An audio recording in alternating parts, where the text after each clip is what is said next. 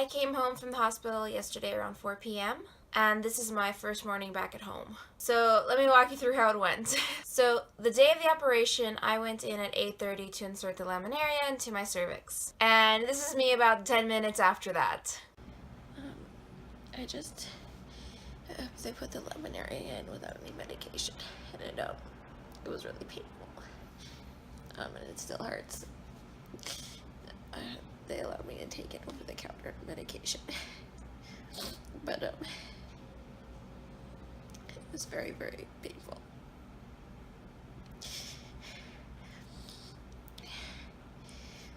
And I don't know how they can say that they're gonna do it without pain medication, and that it's not supposed to hurt.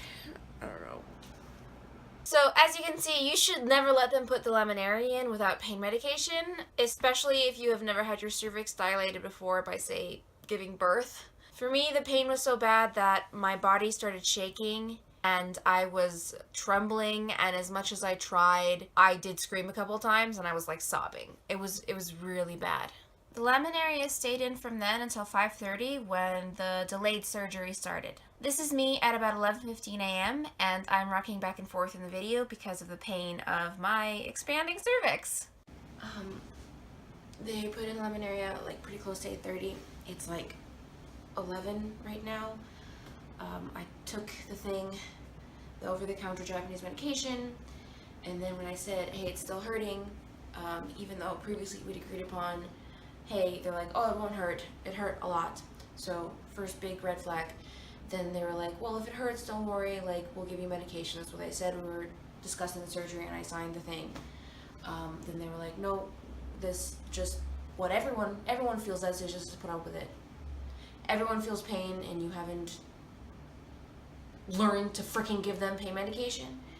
Finally, after pushing and pestering, we allowed them to, like, that I'm not like some like weak American. So I told them that, like, oh, Peruvian culture, like, you're not supposed to know pain, whatever. We pulled up a pain scale. It was an 8 on it, according to the scale, and then let me take the suppository that I usually take. I'm waiting for it to kick in. It's hurting a lot right now. We got given a red flag on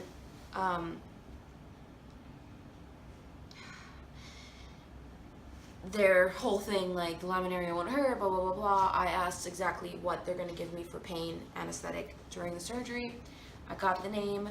I looked at the dose. I asked a pharmacologist / doctor back home, and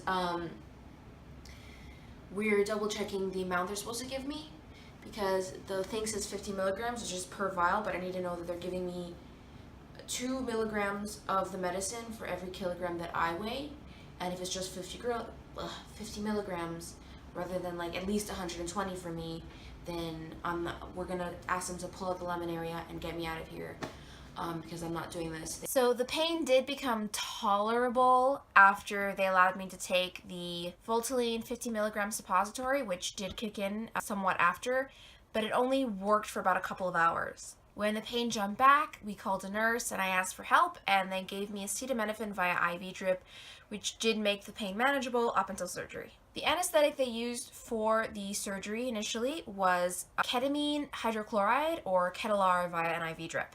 The Japanese rule is that you can only have 50 milligrams / 5 milliliters per patient maximum. That's it, despite the standard protocol for what is shown to be an effective dose in Western countries, as I mentioned. However, I was told that if I was experiencing pain during the surgery, that they would then give me a secondary pain medication called Ropione. It's a Japanese pain medication.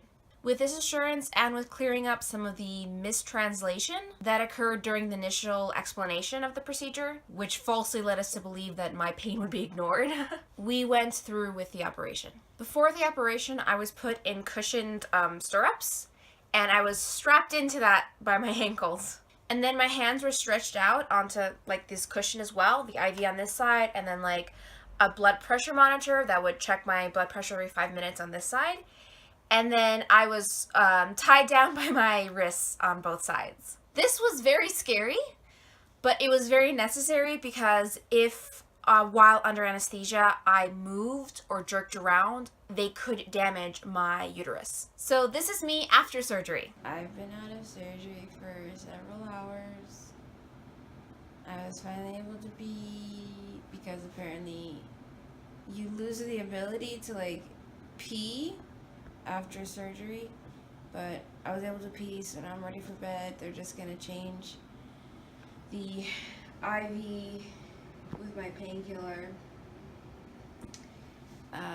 so that I don't wake up in pain in the middle of the night, because yeah. But the surgery went well. I don't remember anything. It didn't hurt. Apparently the original anesthesia didn't work and I was reacting to it. I don't remember this, but apparently. And so they gave me general anesthesia and had to intubate me because like my breathing dropped. So yeah, tomorrow they're gonna double check to see if there's any polyps left, and so as we expected, the 50 milligrams of the ketamine was not an effective dose. I remember feeling like this vague idea that pain was happening. I felt like I was like in some movie, like some James Bond like torture scene. I don't actually remember feeling the pain, but I remember like that idea. And then they put a mask over me, at which point I went completely under. The next thing I remember was taking the mask off and them pulling out the tube that they had to help me breathe because my breathing became shallow under the general anesthesia during operation. I'm very lucky that David was there after the operation because as soon as they came out of the general anesthesia and they put me in the room, I could feel the pain of what had happened in my uterus, but I was still out of it and I couldn't communicate very well. So David was like, oh, she looks in pain. And they're like, oh no, I think she's just sleepy. She'll go to sleep, which like I would go to sleep eventually, but I was in pain. And I was like trying to convey, I'm like, no, I'm in pain. So I like was groaning and like trying to move in a way, like move my hands over my abdomen to show that I was in pain. And they were like, oh, we think she's just sleepy. She's just groggy. But David saw me and he knew that I was in pain and he pushed. And I was like, yes, please somehow convey that I am in pain, because I couldn't words. I could just groan and move. But he got the picture and he told them. They put me on pain medication.